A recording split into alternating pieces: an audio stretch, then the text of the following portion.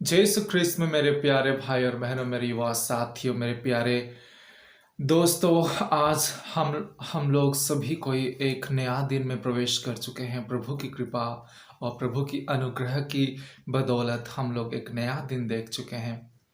मेरे युवा साथियों, मैं आप लोगों को कह देना चाहता हूं कि ये दिन हम लोग जो देखे हैं, प्रभु यीशु का ये एक वरदान है हम लोगों के लिए, एक गिफ्ट है हम लोगों को दिया गया है, ताकि ये दिन पे हम जीते जीते प्रभु के और नज़दीक आ सके।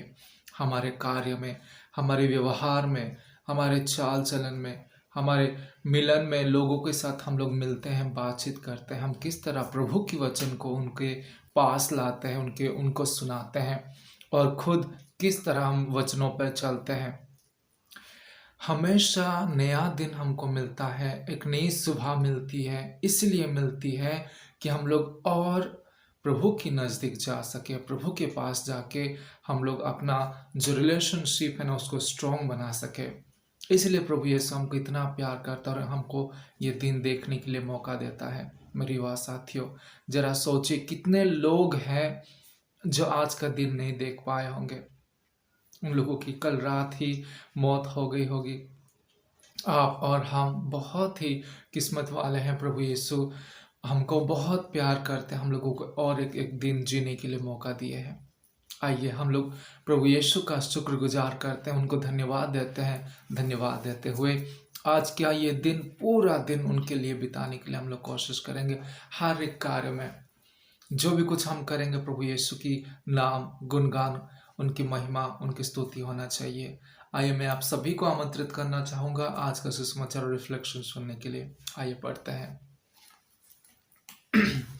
आज का सुसमाचार संत मार्कुस का अध्याय 1 पद संख्याएं 29 से लेके 39 तक। पद संख्या अध्याय 1 पद संख्याएं 29 से लेके 39 तक है। आइए सुनते हैं। वे सभागृहों से निकलकर याकूब और यूहन्ना के साथ सीधे सिमोन और अंद्रयास के घर गए।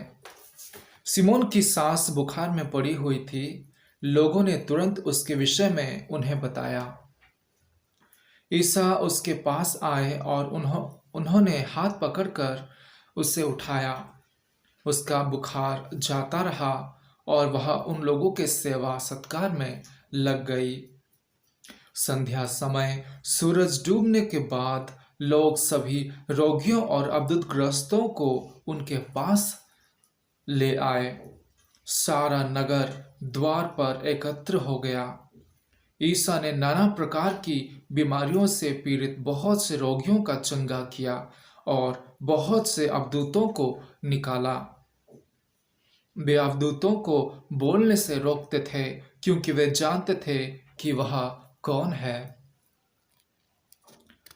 गलीलिया के दौरा। दूसरे दिन ईसा बहुत सवेरे उठकर घर से निकले और किसी एकांत स्थान जाकर प्रार्थना करते रहे। सिमोन और उसके साथी उनकी खोज में निकले और उन्हें पाते ही यह बोले, सब लोग आपको खोज रहे हैं। ईसा ने उन्हें उत्तर दिया, हम आसपास के कस्बों में चले, मुझे वहां भी उपदेश देना है, इसलिए तो आया हूं। और वे उनके सभागृहों में उपदेश देते और अवधूतों को निकालते हुए सारी गलीलिया में घूमते रहते थे। यह प्रभु का पवित्र सुसमाचार है।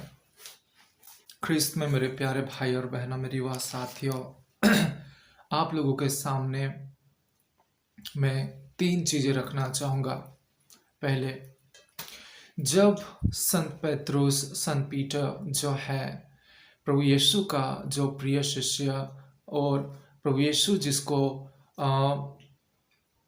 चर्च का जो चाबी दिया था, उसको जो हमारा माता कलीसिया का प्रथम संत पापा बने, संत पेत्रुस, जिसके ऊपर वो बोले थे कि मैं तुम्हारे ऊपर चर्च बनाऊंगा, गिरजाघर का स्थापना करूंगा बोले थे, वही संत पेत्रुस जब प्रभु यीशु के चेले बने, उसके प्रभु यीशु के साथ जीवन आगे बिताए, बढ़ाए और उनके साथ-साथ सब कुछ किए, उनको देखे और जाने पहचाने अच्छी तरह से।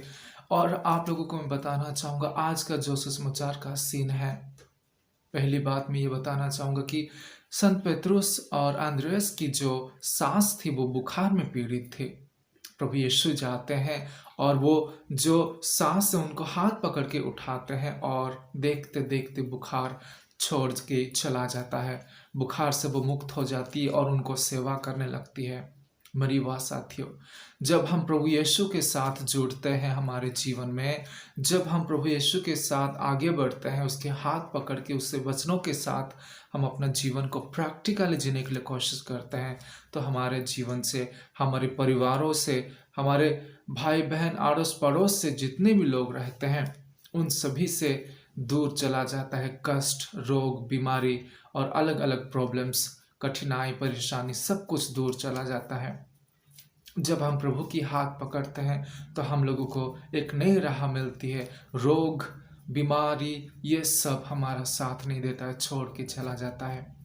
संत पेतरुस जो था प्रभु यीशु के साथ चलता था, विश्वास करता था और उसी के बदौलत बदौलत आज सभी के सामने, शिष्य लोगों के सामने, अन्य लोगों के सामने प्रभु यीशु चंगा करते हैं। उनकी संत पेतरुस के सास को बुखार से छुटकारा देते हैं। इसका मतलब है हम जब भी प्रभु यीशु के साथ रहेंगे, उसके अनुसार जीवन बिताएंगे, तो हम लोगों को रोग बीमारी से मुक्ति मिलेगी। ये और सत्य घटना है मेरी वाह साथियों। दूसरी बात मैं आप लोगों को बताना चाहूँगा, प्रभु यीशु पूरा दिन कार्य करते थे, पूरा दिन सुसमाचार का प्रचार। हम लोग यहाँ पे सुने कि बहुत सारे रोगी लोग आते थे, अब्दुतग्रस्त लोग आते थे, प्रभु उनको छुटकारा देते थे, उन सभी को मुक्त करते थे, शुद्ध करते थे, बीमारी से चंगा करते थे।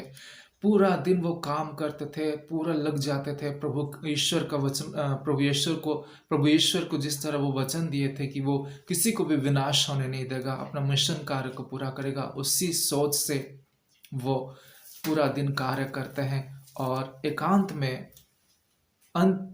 में जाके, रात में जाके, एकांत में जाके एक जगह पे विनती प्रार्थना करते हैं, प्रभु ईश्वर से, अब्बा पिता से वो जुड़ जाते हैं और फिर से वो शक्ति से भर जाते हैं और फिर आके वो फिर से शक्ति से भर के प्रार्थना करके पिता परमेश्वर से शक्ति मांग के, शक्ति से परिपूर्ण होके फिर से वो अपना मिशन कार्य को आगे बढ़ाते हैं। युवा साथियों, ये तो था दो नंबर विषय। और आप लोगों के सामने मैं तीसरा विषय रखना चाहूँगा मेरे युवा साथियों, कि प्रभु यीशु को अच्छी तरह से पता था कि वो क्यों इस धरती पर आया है, उनका मिशन कार्य क्या था। और यहाँ पे वो आके उनका समय केवल 33 ईयर्स, 33 साल था। वो जानते थे इसके अंदर वो बहुत कुछ करना है, उनको सारी दुनिया में मैसेज को स्प्रेड करना है, प्रेम का वचन को सिखाना है, दुश्मनी को हटाना है, दुश्मन को माफ करना सिखाना है। कितना सुंदर सुंदर टीचिंग्स को, शिक्षा को हम लोगों को देके वो गए हैं। वो उसको प्रभु यीशु को अच्छी तरह से मालूम था कि वो किस तरह ये कार्य करेंगे और लोगों के सामने वो प्रकट करेंगे प्रभु ईश्वर का प्रेम को, प्रभु ईश्वर की इच्छा को। और एक बात, ये सब जो अब्दुतग्रस्त लोगों को छुटकारा देते थे, रोगियों को चंगा करते थे, सब कुछ शिष्य लोगों के, प्रेरित लोगों के सामने होता था, क्योंकि ये करते हुए प्रेरितों को, शिष्य लोगों को प्रभु यीशु फेथ में, विश्वास में और स्ट्रॉन्ग करते थे, ताकि उनके जाने के बाद उन लोग विश्वास में परिपूर्ण होकर मिशन कार्य को आगे बढ़ाएं। मेरी वाह साथियों, आज हम लोग 3 विषय को सीखे। पहला, जब हम प्रभु यीशु के साथ उनके वचनों पर चलेंगे, जब हम उनके साथ रहेंगे, उनके साथ अपना जीवन बिताएंगे, उनके हाथ पकड़ के आगे चलेंगे, तो हमारे साथ, हमारे जीवन में कोई भी तकलीफ, दुख, दर्द, कठिनाई, परेशानी, बीमारी कुछ भी नहीं आएगा, क्योंकि वो सब कुछ ठीक कर देता है जब हम उसके साथ रहते हैं। दूसरी बात ये है कि प्रभु यीशु हमेशा दिन भर काम करते हुए एकांत में समय निकाल के प्रभु ईश्वर के साथ, पिता के साथ जुड़ जाते थे प्रार्थना में।